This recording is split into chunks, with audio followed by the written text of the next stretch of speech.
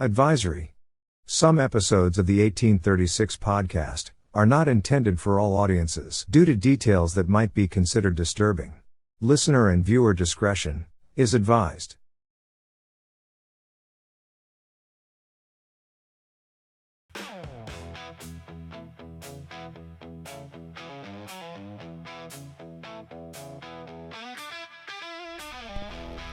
In the summer of 1975, the Rolling Stones were at the peak of their powers and their outlaw reputation.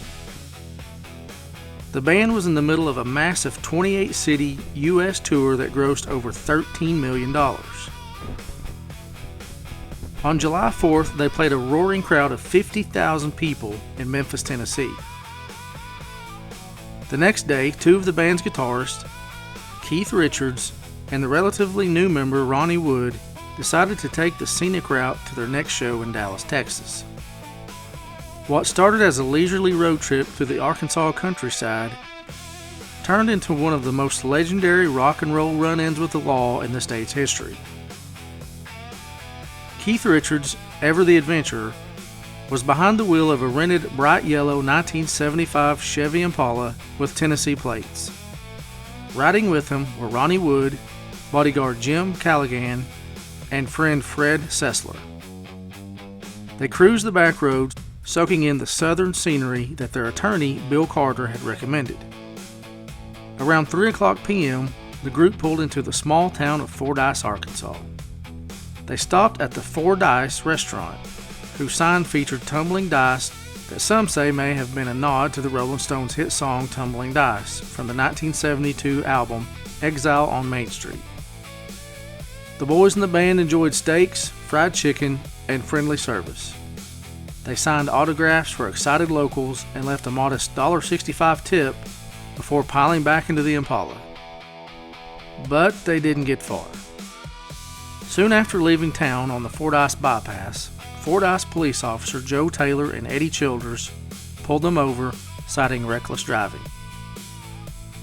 Richards later explained he was leaning over to adjust the radio, causing a slight swerve. But the officers claimed they also smelled marijuana. They impounded the car and obtained a search warrant. No marijuana was found. However, police did discover less than 2 grams of cocaine in a briefcase that belonged to Fred Sessler. Richards, who passed a sobriety test, was also cited for carrying an illegal weapon, which was a 7-inch bladed hunting knife, on the seat beside him. The group was taken into custody and transported to Fordyce's new city hall, which doubled as a makeshift holding area. Word spread like wildfire. Hundreds of locals gathered outside City Hall, and news crews from Little Rock descended upon the quiet town. The scene turned into a full-blown media circus. Bill Carter, the Stones' Arkansas-born attorney and former Secret Service agent, rushed from Little Rock to manage the situation. After hours of tense negotiations with the deputy prosecutor Tim Mays, a resolution was reached by around 11:40 p.m.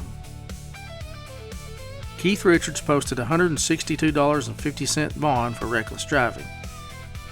Sessler posted a $5,000 bond for the cocaine charge. Richards avoided the weapons charge by invoking an old Arkansas law that permitted carrying a weapon while traveling on a journey.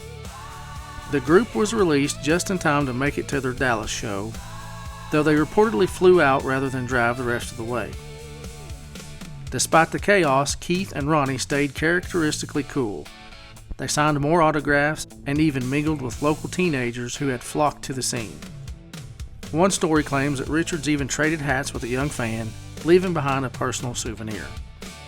The incident became instant rock folklore, perfectly capturing the clash between the Stones' rebellious, counterculture image and small-town Southern law enforcement. Years later, Keith Richards opened his 2010 memoir, Life, with the tale, calling the Fordyce stop one of the most memorable misadventures. He had initially sworn he'd never return to Arkansas, but the Stones performed in Little Rock in 1994 and again in 2006. In a final ironic twist, Governor Mike Huckabee issued a pardon to Keith Richards for the reckless driving conviction in 2006. What began as a simple lunch stop in a sleepy Arkansas town became a symbol of rock and roll rebellion, meeting everyday America. To this day, locals in Fordyce still tell the story with a mix of pride and amusement. A reminder even rock legends can get pulled over for swerving on a back road.